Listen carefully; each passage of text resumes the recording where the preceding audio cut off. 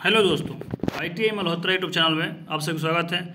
आज फिर हम फिटा ट्रेड थ्योरी से फर्स्ट ईयर का क्वेश्चन लेकर आए हैं, जो कि CBT एग्जाम यानी कि जो ITI का ऑनलाइन एग्जाम होने वाला है उसमें सेम हूबहू क्वेश्चन आप लोगों को पूछ जाएंगे। तो आप लोग देखना ना भूलें और अधिक से अधिक अपने दोस्तों मित्रों के साथ शेयर करें और PDF के लिए टेलीग्राम अवश्य ज्वाइन कर लें ITI मल्होत्रा।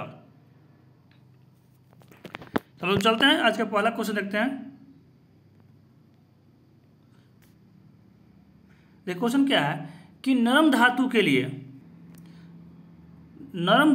लिए स्क्रैपर्स को पकड़ने का कोण क्या होगा भाई। तो स्क्रैपर्स, जाहिर सी बात है स्क्रैपर्स है क्या। तो स्क्रैपर्स हम लोग कोई भी जॉब को हम लोग जब सरफेस को फिनिश करने के लिए हम लोग स्क्रैपर्स को उपयोग, यानी कि हल्का अगर सिंदूर या सिलाही जो हम सरफेस प्लेट पर उसको लगाते हैं, लेकिन उस जॉब पर हम मान लीजिए ये जॉब है,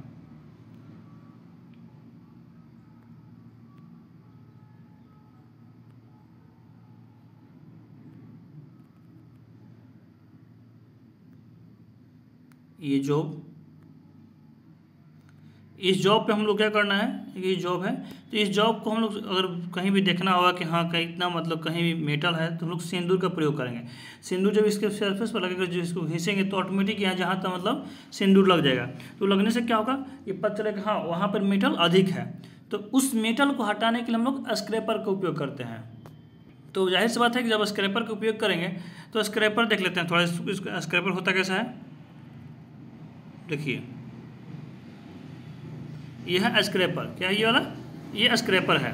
तो इस स्क्रैपर के कोई तो पकड़ने का तरीका तो होगा, यानी कि पकड़ने के लिए तो कौन बनेगा। मान लीजिए कहीं अगर ऐसे पकड़ते हैं या कहीं हल्का डाउन पकड़ेंगे तो जब सरफेस प्लेट पर जब पकड़ेंगे इसको तो क्या होगा हम लोग का, एक कौन बनेगा।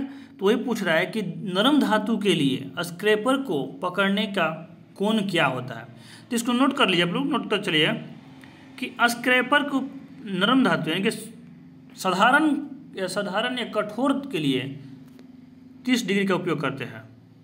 जो स्क्रैपर का पकड़ने के लिए जो साधारण मेटल होगा यानी कि उसके लिए हम लोग क्या करेंगे, 30 डिग्री एंगल में उसका प्रयोग करेंगे साधारण के लिए। और सॉफ्ट यानी कि सॉफ्ट और साधारण से और नॉर्मल के लिए हम लोग 20 डिग्री का उपयोग करते हैं। इसको नोट कर लिख लीजिए कि साधारण कठोर के लिए यानी साधारण मेटल के लिए 30 डिग्री एंगल में हम लोग स्क्रैपर को पकड़कर स्क्रैपिंग करते हैं, और सॉफ्ट यानी कि नरम के लिए 20 डिग्री। तो समझ गए। तो इसका सही आंसर क्या होगा, तो इसका सही आंसर हो जाएगा ऑप्शन नंबर डी। चलता है नेक्स्ट अगले क्वेश्चन की तरफ। देखिए अगला क्वेश्चन क्या है कि x के रूप में चिन्हित भाग का नाम क्या है। जो लोग इसके पहले क्लास किए होंगे वो लोग को पूरा समझने में कोई दिक्कत ना होगा। तो ये देख लीजिए, इसमें x के रूप में चिन्हित भाग का नाम पूछा है। तो इसमें एक यहाँ पर दिया गया है जीरो लाइन, यहाँ से यहाँ तक की दूरी जो है बेसिक साइज दिखाया गया है। यहाँ है मिनिमम लिमिट साइज, यह है मैक्सिमम लिमिट साइज। तो हम लोग जो पढ़े हैं कि बेसिक साइज में से अगर मैक्सिमम लिमिट साइज को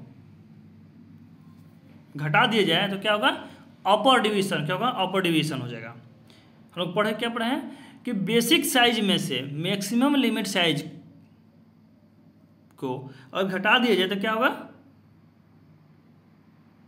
अपर डिवीजन होगा। तो हम देख लेते हैं। देखिए यहाँ पर दिया गया है, ये हो गया बेसिक साइज और ये हो गया मैक्सिमम साइज, और वही तो ये क्या हो जाएगा, अपर डिवीजन। तो इसका सही आंसर क्या होगा, देखिए यहाँ पर जीरो लाइन है, यहाँ से यहाँ तक बेसिक साइज हो गया। फिर जो ऊपर वाला लाइन क्या है, मैक्सिमम लिमिट साइज। तो इस मैक्सिमम लिमिट साइज कहीं ना पूछा है, तो इसमें क्या होगा इसका सही आंसर। तो इसका सही आंसर हो जाएगा option number D, upper division, इनकी उच्चतर विचलन। और वही अगर पूछ देता कि यहाँ पे इसका नहीं पूछ करके यहाँ से यहाँ तक का दूरी पूछ देता, वहाँ नहीं पूछ करके यहाँ से पूछ देता, तो क्या होगा हम लोग का, तो ये क्या होगा कि बेसिक साइज में से लिमिट साइज को घटा देंगे तो क्या होगा, लोअर डिवीजन हो जाएगा। समझ गए। तो चलते हैं नेक्स्ट अगले क्वेश्चन की तरफ। अगला क्वेश्चन देखते हैं कि घटक आकार का उच्चतर विचलन क्या है, यानी कि जो अपर डिवीजन है, upper division of the compounded size, यानी जो साइज पूछा कि घटक आकार का उच्चतर विचलन क्या है, तो इसमें कि अपर डिवीजन पूछा है। तो इसका फॉर्मूला होता है कि डिविएशन माइनस, यानी कि मूल माप माइनस, यानी कि मैक्सिमम साइज माइनस मूल माप, यानी कि बेसिक साइज। तो हम लोग इसको देख लेते हैं, यानी कि अभी हम लोग पढ़े हैं कि बेसिक साइज में से अगर मैक्सिमम लिमिट साइज को घटा दें तो क्या आएगा, अपर विचलन, यानी कि अपर डिवीजन आएगा। तो यही बोल रहे हैं, इसका सूत्र हम देख लेते हैं। सबसे पहले आपको पता है कि जो ऊपर में दिया गया वो क्या है, अपर डिवीजन, नीचे में लोअर डिवीजन। तो हम लोग क्या करेंगे, मैक्सिमम लिमिट साइज, क्योंकि अपर डिवीजन का पूछा है, तो हम लोग मैक्सिमम लिमिट साइज का ऐड करते हैं तो क्या होगा अपर डिवीजन में 20 प्लस, देखिए यहाँ पर जब हम लोग साइज में क्या देखिए हम लोग मैक्सिमम लिमिट, तो मैक्सिमम लिमिट 20 प्लस 0.8 को ऐड किया तो क्या है मैक्सिमम लिमिट हो गया। अब हम लोग बेसिक साइज क्या है, तो बेसिक साइज हम लोग क्या है 20, तो 20 में से हम लोग माइनस करेंगे तो क्या आएगा 0.008, तो ये क्या होगी, ये अपर विचलन हो जाएगा। वही अगर माइनस में यानी कि लोअर लिमिट पूछता है तो हम लोग इसको क्या करते हैं, माइनस करते हैं। कितना माइनस करते हैं, तो 20 में से -0.005 अगर माइनस करते तो कितना आता है हम लोग का, तो 0.005। तो हम लोग को पूछा क्या है, तो पूछा हम लोग का अपर डिवीजन, यानी कि आकार के जो उच्चतर विचलन है वो क्या है। तो आकार के उच्चतर विचलन क्या होगा, तो उसका सही आंसर हो जाएगा ऑप्शन नंबर बी 0.08 mm। समझ गए। फिर चलते हैं नेक्स्ट अगले क्वेश्चन की तरफ। देखिए अगला क्वेश्चन क्या, सेम देखते हैं इसको। क्वेश्चन में क्या पूछा है कि आकार की निचली सीमा क्या है यदि आयाम की डायग्राम में कहा गया है। तो देखिए इसमें डायग्राम में कहा गया है कि जो दिया गया है कि 25 पॉइंट अपर, 25 के बाद ऊपर में जो है अपर में कि प्लस 0.25 और माइनस में क्या है यानी कि लोअर डिवीजन में क्या है 0.15। तो इसमें हम लोग क्या पूछा कि निचले सीमा, तो हम लोग को पता है कि ऊपर वाला अपर डिवीजन और नीचे वाला निचला यानी कि लोअर डिवीजन, यानी कि निचली सीमा या ऊपर वालों का अपर से उच्च सीमा। हम लोग क्या पूछा है, निचली सीमा पूछा है। तो निचली सीमा के लिए हम लोग इसको माइनस करेंगे कि लोअर, तो इसमें क्या करेंगे यानी कि मूल 25 में से हम किसको घटाएंगे 0.15। इसको क्यों घटाएंगे, तो भाई तो निचला सीमा पूछा है। क्या पूछा है, निचला सीमा। इसको घटाने पे क्या आएगा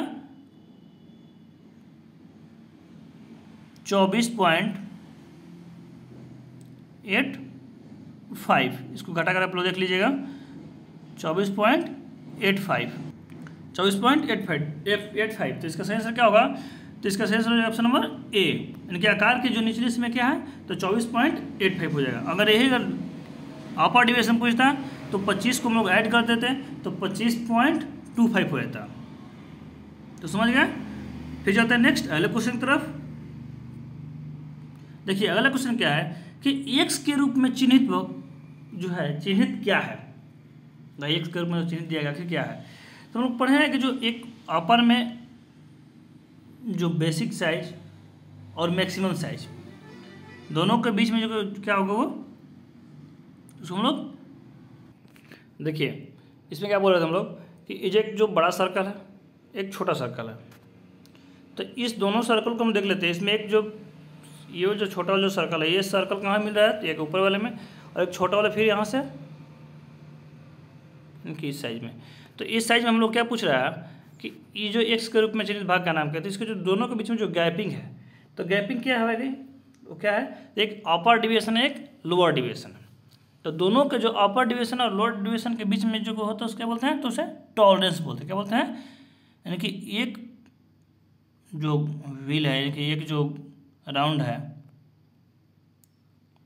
जो ये पहिया है, इसके जो एक पहिए से दूसरे पहिए के बीच की जो गैपिंग उसको क्या बोलेंगे, टॉलरेंस क्षेत्र बोलते हैं। क्या बोलते हैं, टॉलरेंस। तो इसका सही आंसर क्या हो जाएगा ऑप्शन नंबर बी, टॉलरेंस क्षेत्र। तो समझ गए। आज के लिए इतना ही, फिर मिलते हैं नेक्स्ट क्लास में। Thank you.